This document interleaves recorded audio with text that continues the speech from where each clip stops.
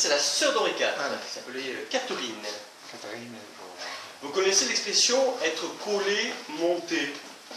Oui, ah oui, oui, collé, monté, oui. C'est bien de cette mode vestimentaire, propre aux dames, au XVIe siècle.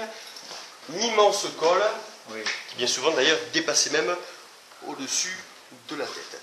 En fait, l'équivalent pour les messieurs de la fraise, de la collerette. Voilà.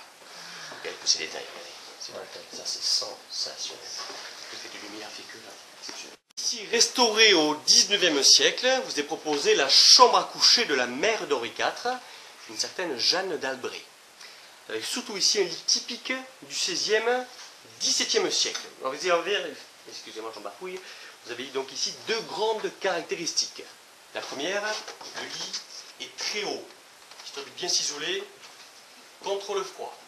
Deuxième caractéristique, un lit très étroit, absolument. Il faut savoir que pendant assez longtemps, on ne dort pas complètement allongé, mais plutôt assis, absolument. La position allongée, bien sûr, faisait penser à la position du mort. Donc on craignait de ne pas pouvoir se réveiller le lendemain matin.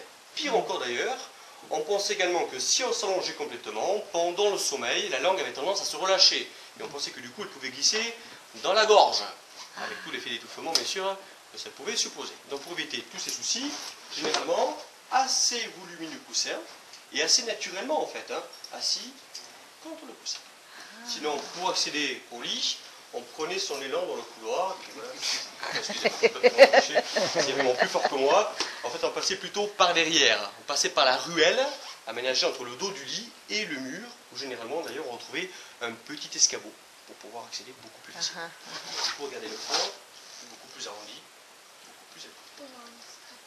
C'est très mauvais signe, ces signes de pluie. Ah oui? Le seul problème, c'est que quand on les voit plus, ça veut dire qu'il pleut déjà. Voilà.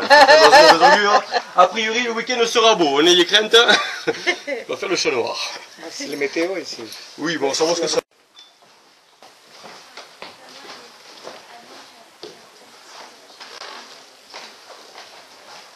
Ici, vous l'avez sans doute deviné, c'est la pièce la plus importante de tout le musée. La chambre de Henri. Voilà, c'était dans cette pièce donc qu'il est né en 1553. Et du coup ici, vous retrouvez également la relique d'Henri IV avec un grand R, la fameuse et légendaire carapace de tortue, qui a donc servi à l'époque de berceau au jeune Henri. C'est pas vrai. Absolument. Assez naïf à nouveau, on se dit l'animal vit très longtemps, du coup j'y dépose mon enfant pour que lui aussi vive de nombreuses années. Alors une fois chose faite d'ailleurs, le jeune Henri, on va vite le récupérer. Et on va le baptiser en des circonstances un petit peu particulières, en fonction du rituel béarnais. Ça vous dit quelque chose? Rituel typiquement profane.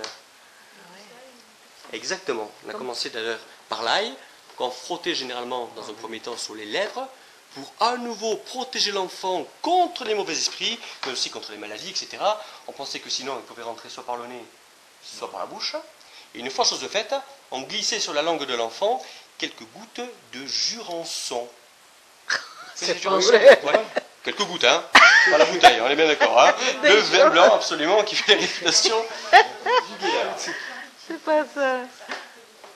Des jurançons. Alors Jurançon, c'est une ville juste de l'autre côté de la rivière, mais c'est surtout ce fameux vin blanc qui fait la réputation ici du Béarn. Alors l'ail, la longévité, le Jurançon, l'espoir d'avoir un bon vivant. Oui. Ici, dans cette chambre, on réunit les deux grandes reliques d'Henri IV. La principale d'ailleurs, c'est l'original, sauvé in extremis pendant la Révolution française, la carapace de tortue, associée ici au panache blanc. C'est bon? Concernant